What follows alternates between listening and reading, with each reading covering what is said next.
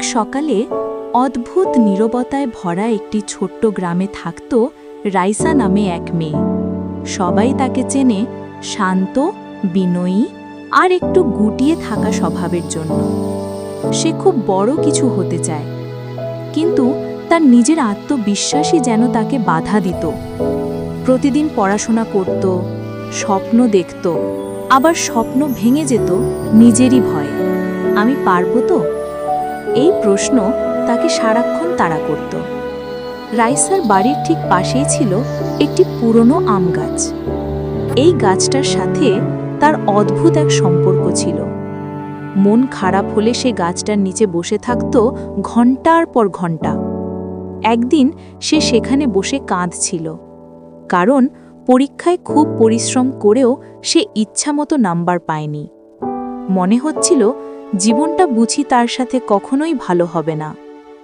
সবাই বলে পৃথিবী নাকি চেষ্টাকারীদের পাশে দাঁড়ায়, কিন্তু রাইসার মনে হচ্ছিল পৃথিবী যেন তাকে ভুলে গেছে। ঠিক তখনই গ্রামের এক বৃদ্ধ লোক, নাম তার হামিদ চাচা, সেখানে এলেন। তিনি রাইসাকে দেখে থামলেন। কাঁদছো কেন মা? রাইসা মাথা নিচু করে বলল, চেষ্টাতেই কি সব হয় চাচা? আমি তো চেষ্টা করি, তবুও কিছুই ঠিকমতো হয় না। হামিদ চাচা হেসে বললেন, আমি তোমাকে একটা গল্প বলি, শুনতে ইচ্ছা করছে? রাইসা দুলে ওঠা চোখ দুটো মুছে মাথা নাড়ল।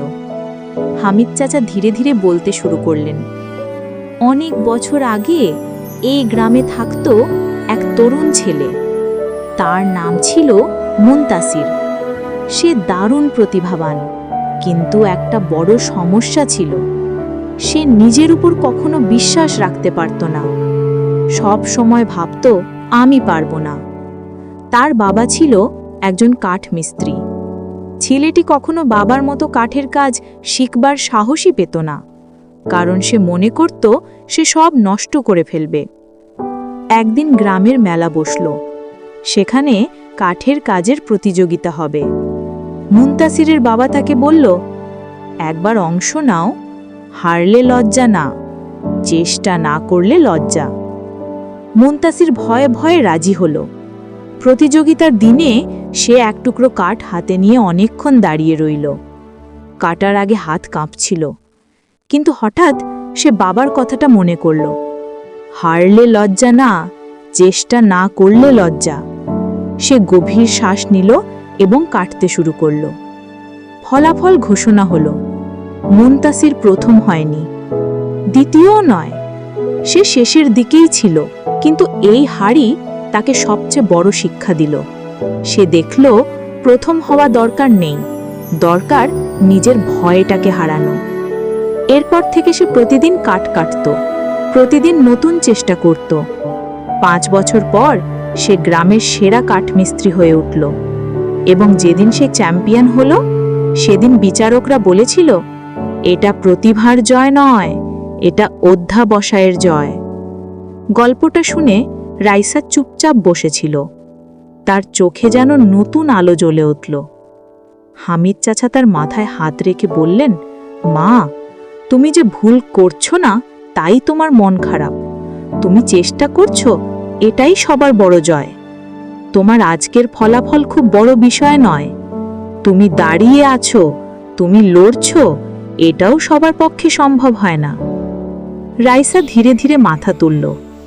এতদিন সে ভেবেছিল না পারা মানেই ব্যর্থতা, কিন্তু আজ বুঝল আসল ব্যর্থতা হলো চেষ্টা না করা। সেই দিন রাতে সে নিজের পড়ার টেবিলে বসে নতুন করে খাতা খুলল। পাতার উপরে লিখল, একদিন আমি পারব। তারপর এত দৃঢ় মন নিয়ে পড়তে শুরু করলো যা সে কোনোদিন করেনি। দিন কেটে গেল, মাস কেটে গেল। রাইসা তার নিজের সাথে প্রতিযোগিতা শুরু করলো। কালকে যতটুকু পারত, আজ সে তার থেকে একটু বেশি চেষ্টা করত। আর বেশি নয়, প্রতিদিন মাত্র ছোট্ট অগ্রগতি।